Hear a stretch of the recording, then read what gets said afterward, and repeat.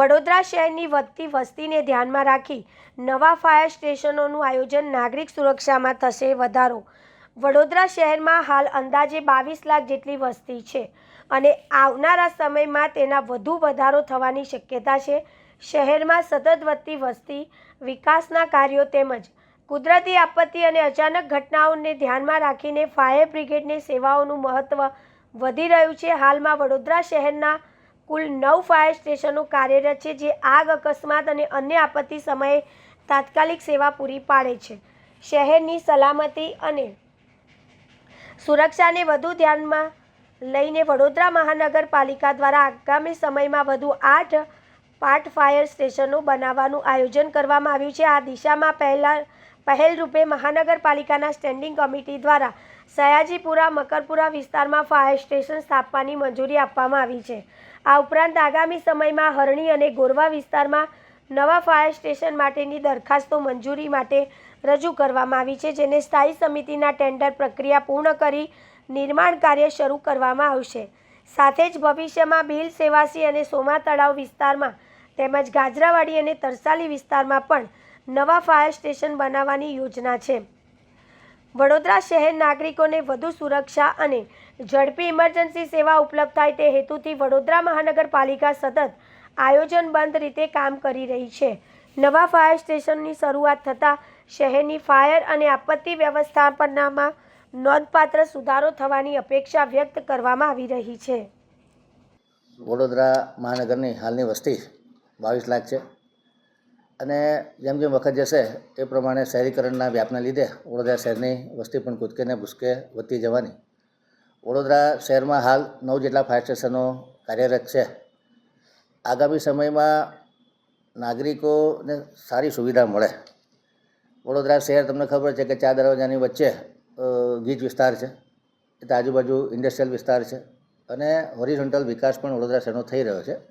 ત્યારે કોઈ પણ આગના બનાવ બને અથવા કોઈ પણ કુદરતી આફત આવે એ વખતે જે વડોદરા શહેરનું ફાયર વિભાગ છે એ ખડે પગે હાજર રહેતું હોય છે. પૂરની પરિસ્થિતિ હોય, ગણપતિ મહોત્સવ હોય, દશામાનો તહેવાર હોય કે કોઈ પણ જાતનો ભૂકંપની પરિસ્થિતિ હોય, વાવાઝોડું હોય, ત્યારે ફાયર સ્ટેશનની વિશેષ મદદની જરૂર પડતી હોય છે. અને વડોદરા શહેરની સલામતી સુરક્ષા માટે વડોદરાનું ફાયર સ્ટેશન ડિઝાસ્ટર મેનેજમેન્ટનું એક અગત્યનું અંગ છે.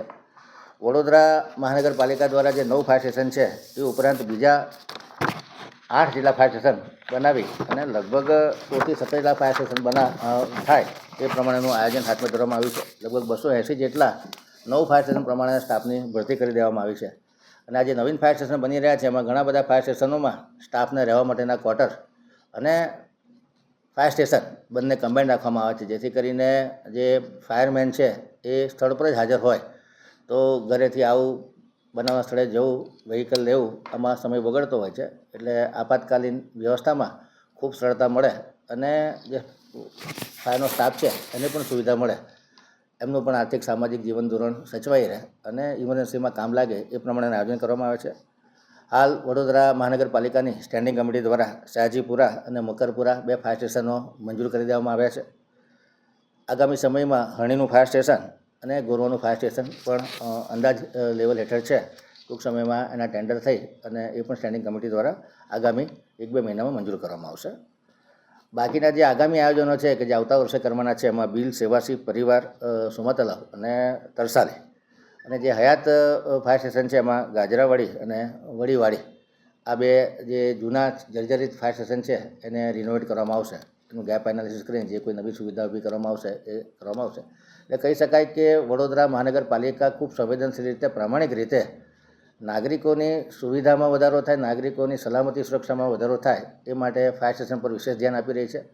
નવીન ફાયર સ્ટેશનો બની અને 16ની સંખ્યામાં ફાયર સ્ટેશન વડોદરા શહેરમાં કાર્યરત થાય એ પ્રમાણેનું આયોજન કરવામાં આવી રહ્યું છે. અચ્છા, આ ફાયર સ્ટેશન છે એની સાથે ગાડીઓ પણ નવા વ્હીકલ્સ લેવામાં આવશે?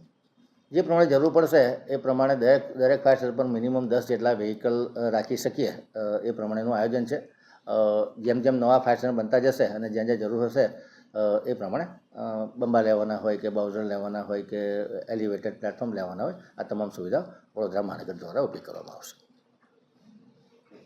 એ તમે ટ્રસ્ટ દ્વારા રજૂઆત કરવામાં આવેલી લાલબાગ દરેક બ્રિજ ઉપર તાર લગાવવા માટે ઉત્તરાયણ આવે છે શું કહેશો?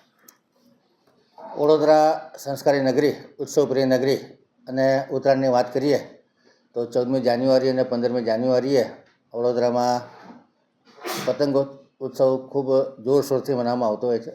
વડોદરા શહેરમાં, શહેરી વિસ્તારમાં ટ્રાફિક અને પગપાળા રાહદારીઓ જતાં પતંગની દોરીથી અકસ્માત થતા હોય છે.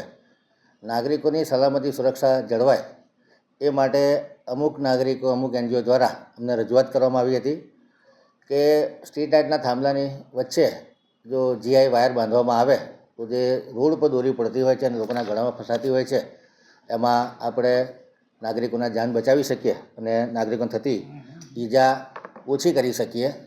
એવી રજૂઆત કરવામાં આવી હતી. વડોદરા મ્યુનિસિપલ કોર્પોરેશનના સ્ટ્રીટ લાઇટ વિભાગને આ પ્રકારની તાત્કાલિક સૂચના આપવામાં આવી હતી. લગભગ વડોદરા શહેરમાં આવેલા અલગ અલગ ઝોનના 17 જેટલા flyover bridge, river overbridge Uttarayan તહેવારને અનુલક્ષી અને રાહદારીઓને અકસ્માત ન થાય એ રીતના GI વાયર લગાડવામાં આવ્યા છે. લગભગ 95,000 કરોડના ખર્ચે આ વ્યવસ્થા ઊભી કરવામાં આવી છે. ખાસ કરીને ઉત્તર ઝોનની વાત કરીએ તો Amitnagar bridge, Urmi bridge, Fatehganj bridge, Lalbagh bridge, Chhani bridge. પશ્ચિમ ઝોનની વાત કરીએ તો Pandya bridge, Atal bridge, Kalali bridge, Dinesh mill bridge, Akota Dandia Bazar bridge, Navayard bridge, Vishwamitri bridge અને હરિનગર બ્રિજ પર આ વ્યવસ્થા ઊભી કરવામાં આવી છે. અને દક્ષિણ ઝોનમાં વડસર બ્રિજ, સોમા તળાવ bridge, Pratapnagar bridge, new Manjalpur bridge. આમ 3 ઝોનમાં જે એટલા બ્રિજો છે એની ઉપર રોડને સમાંતર સ્ટ્રીટ લાઇટના થાંભલા પર આ GI વાયરો બાંધી અને આ વ્યવસ્થા ઊભી કરવામાં આવી છે. આપના માધ્યમથી નાગરિકોને અપીલ છે કે નાના બાળકો રોડ ઉપર પતંગ ના ચગાવે, જોખમી જગ્યા પર પતંગ ના ચગાવે અને દોરા વડે કોઈ ઈજા થાય તો તાત્કાલિક નજીકના PHC સેન્ટર કે નજીકની ગવર્મેન્ટ હોસ્પિટલનો સંપર્ક કરે. ખાસ કરીને જે નાયલોનની દોરી અને ચાઇનીઝ દોરીનો ઉપયોગ નાગરિકો દ્વારા થતો હોય છે કે જે ઘણી વખત પશુ પક્ષીઓ અને મનુષ્ય માટે જાનલેવા સાબિત થતી હોય છે. તો આપણે સૌ ભેગા મળીને ઉત્તરાયણનો તહેવાર સેફ રીતે ઉજવીએ, જેથી કરીને પર્યાવરણનું રક્ષણ થાય, પક્ષીઓને ઓછી ઈજા પહોંચે અને જે રાહદારીઓ છે અને દ્વિચક્રીય વાહન ચાલકો છે એમને પણ દોરાની ઈજા ઓછી થાય. મ્યુનિસિપલ કોર્પોરેશન પ્રામાણિકપણે નાગરિકોની સલામતી સુરક્ષા માટે કટિબદ્ધ છે અને આ પગલું લીધું છે. આશા રાખીએ કે ઉત્તરાયણનો તહેવાર ખૂબ સેફ રીતે આપણે સૌ ઉજવીએ.